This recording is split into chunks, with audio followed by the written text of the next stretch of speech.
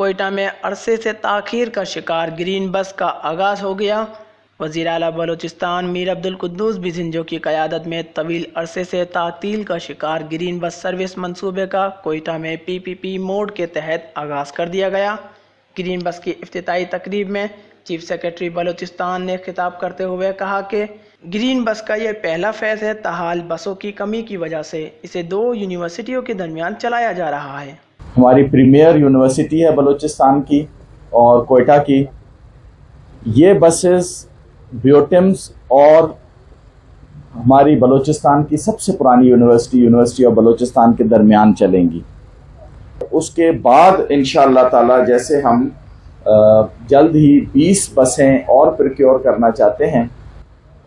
Green بس صبح 7 بجے سے شام 8 بجے تک چلیں گی۔ اس وقت بسوں کا 18 کلومیٹر کا روٹ ہے۔ بسیں ہر 15 منٹ کے بعد آتی رہیں گی۔ گرین بس فیز 2 کے لیے ہزار گنجی، سبزل روڈ، میاں گنڈی اور ہزارہ ٹاؤن کا انتخاب کیا گیا ہے۔ اس کے علاوہ اہلیان کوئٹہ کا اس سرکاری اقدام کو سراہتے ہوئے کہنا تھا کہ صوبائی حکومت کی جانب سے یہ بہت ہی خوش آئین اقدام ہے۔ ہمیں چاہیے کہ ہم اسے اپنی ملکیت سمجھ کر ان بسوں کا خیال کریں۔ وش نیوز، کوئٹہ۔